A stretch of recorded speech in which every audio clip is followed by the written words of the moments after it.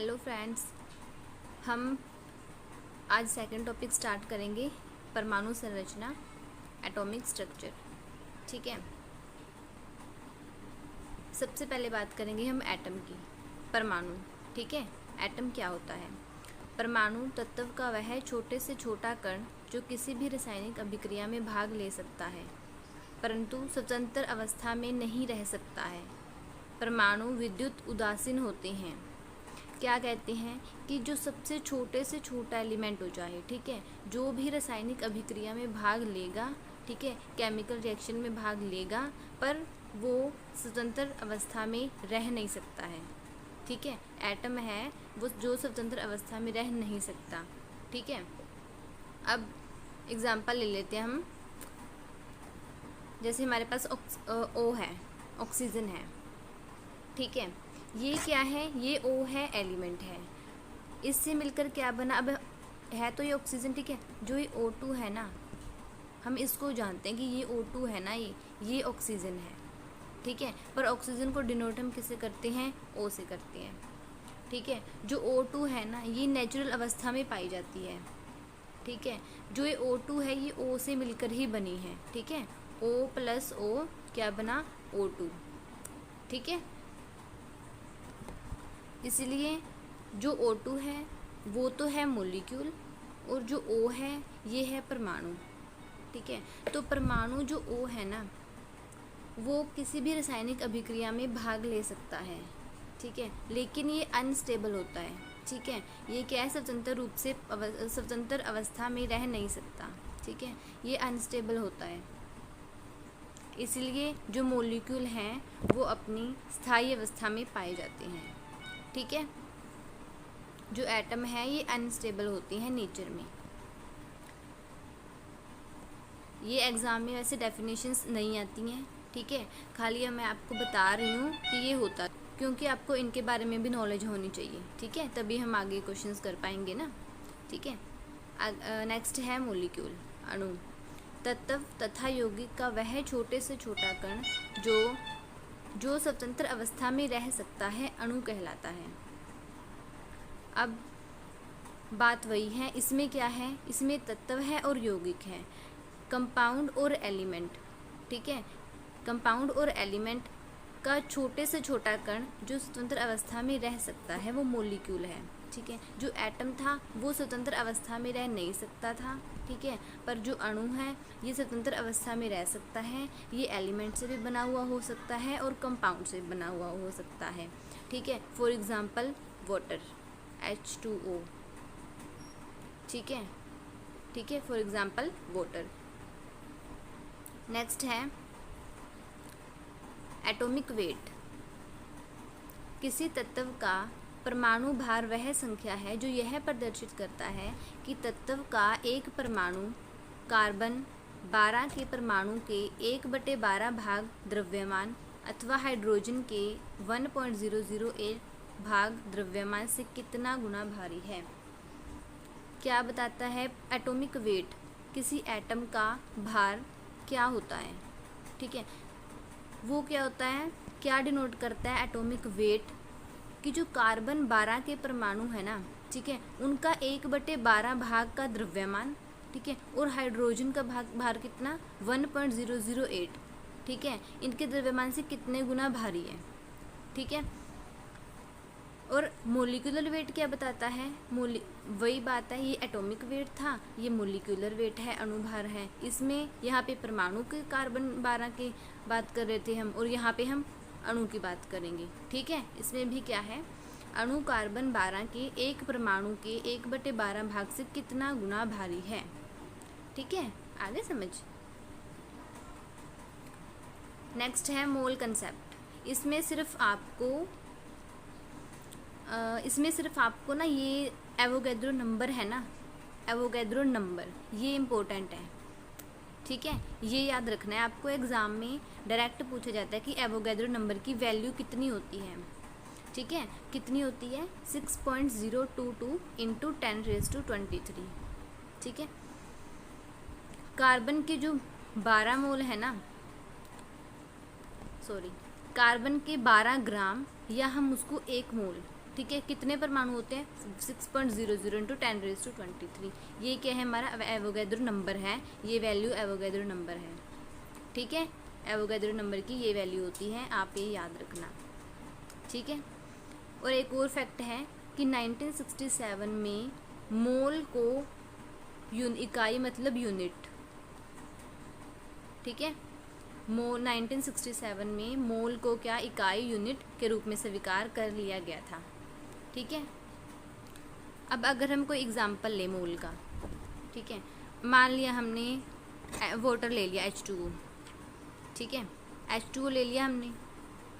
अब हमने क्या लिया? वाटर ले लिया हमने 18 ग्राम। 18 ग्राम हमने वाटर ले लिया किसी बर्तन में, ठीक है। तो इसमें मोलिक्यूल्स कितने हैं? इसमें मोलिक्यूल्स तो हैं, ये जो है एवोगैड्रो नंबर है 6.022 इंटू 10⁻23। ठीक है, ये तो है। हमने क्या लिया? 18 ग्राम हमने पानी ले लिया। मोलिक्यूल्स कितने हैं उसमें? 6.022 इंटू 10⁻23। ठीक है, अब जो ये पूरी वैल्यू है ना, ये 18 ग्राम पूरी वैल्यू है ना, ये 18 ग्राम, ये तो है हमारे पास मोल। ठीक है, ये तो है हमारे पास मोल। ठीक है, मतलब वाटर का 1 मोल। ठीक है, और ये मोलिक्यूल्स कितने हैं इसमें? 6.022 इंटू 10⁻23, जो हमारा एवोगैड्रो नंबर है। ठीक है, अब नेक्स्ट है 20वीं शताब्दी में आधुनिक खोजों के परिणाम स्वरूप जे थॉमसन, रदरफोर्ड, क्या था कि ये सब, मतलब पहले क्या कहते थे कि जो हमारे पास एटम होता है ना, ठीक है, जो हमारे पास एटम होता है वो टूटता नहीं है। ठीक है, क्या कहते थे कि वो टूट नहीं सकता, जो एटम होता है ना वो टूटता नहीं है। पर क्या हुआ, 20वीं शताब्दी में क्या आए? जे थॉमसन आए पहले, फिर रदरफोर्ड आए, फिर चैडविक आए। इन्होंने सबने क्या किया कि जो परमाणु है ना वो विभाज्य है। ठीक है, कि जो परमाणु है वो टूट सकता है। ठीक है, ये कह रहे हैं कि 3 मूल कणों से मिलकर बना है। ठीक है, 3 कणों से मिलकर बना है। कौन से? इलेक्ट्रॉन, प्रोटॉन और न्यूट्रॉन। ठीक है, अब ये टेबल आपको याद रखनी है, बहुत इंपॉर्टेंट है ये। ठीक है, पहला क्या था? इलेक्ट्रॉन पहले ये देख लीजिए आप, ये एटम है हमारे पास। ठीक है, एटम है, एटम में क्या होता है? न्यूक्लियस। एटम में होता है न्यूक्लियस।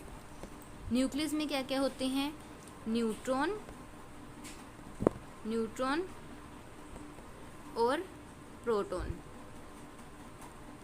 ठीक है, न्यूट्रॉन होते हैं और प्रोटॉन होती हैं। न्यूट्रल के ऊपर कोई चार्ज नहीं होता, और जो प्रोटॉन है उसके ऊपर चार्ज होता है पॉजिटिव। ठीक है, जो इलेक्ट्रॉन है उसके ऊपर चार्ज होता है नेगेटिव। ठीक है, क्या? जो ये एटम है, एटम में क्या है? न्यूक्लियस में क्या होते हैं? न्यूट्रॉन और प्रोटॉन। न्यूट्रॉन न्यूट्रल होता है और प्रोटॉन पॉजिटिव चार्ज होता है इसके ऊपर। जो इलेक्ट्रॉन होते हैं वो इसके चारों ओर चक्कर लगाते हैं, जिनका वो जो नेगेटिवली चार्ज होते हैं। ठीक है, जो इलेक्ट्रॉन है वो नेगेटिवली चार्ज होते हैं, नेगेटिव साइन होता है इनके ऊपर, इलेक्ट्रॉन्स के ऊपर। ठीक है, अब देखते हैं हम, जो ये हमारी टेबल रह गई थी ना, इलेक्ट्रॉन है। इलेक्ट्रॉन का द्रव्यमान कितना होता है? इसमें आपको इलेक्ट्रॉन देखना है और उसका द्रव्यमान कितना होता है? 9.1095 इंटू 10⁻28 ग्राम। ठीक है, इसकी खोज किसने की थी? जे थॉमसन ने। कब? 1897 में, 1897 में। ठीक है, नेक्स्ट है प्रोटॉन और न्यूट्रॉन, दोनों का जो द्रव्यमान है ना वो सेम ही है लगभग, बस ये थोड़ा फ़र्क है। 1.6726 है, इधर 1.6749 है। ठीक है, 10⁻24 ग्राम दोनों में ही है। प्रोटॉन की खोज की थी गोल्डस्टीन ने, और न्यूट्रॉन की थी चैडविक ने। ठीक है, प्रोटॉन की खोज कब की थी? 1919 में, और चैडविक ने न्यूट्रॉन की खोज कब की थी? 1932 में। ठीक है, अब ये नोट है, सबसे पहले इलेक्ट्रॉन की आवेश का सफलतापूर्वक निर्धारण मिलिकन ने किया था। ठीक है, तेल बूंद प्रयोग से। इलेक्ट्रॉन के आवेश, मतलब कि इलेक्ट्रॉन के ऊपर चार्ज नेगेटिव होता है ना, इनका सबसे पहले सफलतापूर्वक निर्धारण किन्होंने किया? मिलिकन ने किया। ठीक है। नेक्स्ट है इलेक्ट्रॉन की तरंग प्रकृति की खोज डी ब्रोगली ने की। जो इलेक्ट्रॉन की वो होती है ना तरंग, ठीक है, तरंग प्रकृति, उनकी खोज किसने की थी? डी ब्रोगली ने। और पॉजिट्रॉन की खोज किन्होंने की? एंडरसन ने। भारतीय वैज्ञानिक सत्येंद्र नाथ बसु के नाम पर विशिष्ट मूलकण बोसोन का नाम रखा गया है। भारतीय वैज्ञानिक थे सत्येंद्र नाथ बसु। ठीक है। जो मूलकण है ना, ठीक है, बोसोन के नाम पर रखा गया उनका नाम। ठीक है। अब क्या है आगे? अब लगभग द्रव्यमान रहित एवं आवेशहीन कण न्यूट्रिनो की खोज, ठीक है, जो द्रव्यमान रहित और आवेशित कण होते हैं ना, उनकी खोज किन्होंने की? पॉली ने की 1930 में। ठीक है। रदरफोर्ड, ये तो है नहीं इतना कुछ पढ़ने वाला, इसमें जो होगा मैं आपको बता रही हूँ। ठीक है। ये नोट देखिए आप, ये इम्पोर्टेंट है। रदरफोर्ड ने गणना करके दिखाया कि नाभिक का आयतन परमाणु के कुल आयतन की तुलना में अत्यंत कम होता है। क्या बताया उन्होंने? कि जो नाभिक का आयतन है ना, ठीक है, वो जो परमाणु की आयतन का ना बहुत कम होता है। एटम है, एटम में क्या होता है? नाभिक होता है। अब जाहिर सी बात है, जो ये तो एटम है इसका साइज ज़्यादा होगा, और जो ये अंदर न्यूक्लियस है इनका चार्ज नहीं, आयतन, वॉल्यूम, ठीक है, वो कम होगा और इसका ज़्यादा होगा। ठीक है। परमाणु की त्रिज्या लगभग 10⁻⁻10 होती है। जो ये एटम है ना, इनकी त्रिज्या कितनी होती है? 10⁻⁻10। पर जो ये अंदर नाभिक है इसकी होती है 10⁻⁻15 कम है ना। 10⁻⁻10 ज़्यादा है और 10⁻⁻15 कम है।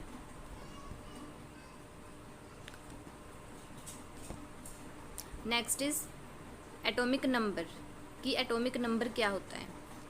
जैसे हाइड्रोजन का एटॉमिक नंबर कितना होता है? हाइड्रोजन का 1, ठीक है, ऐसे। और ठीक है, एटॉमिक नंबर क्या होता है? किसी तत्व, किसी एलिमेंट के परमाणु के नाभिक में उपस्थित प्रोटॉन की संख्या को परमाणु क्रमांक कहते हैं।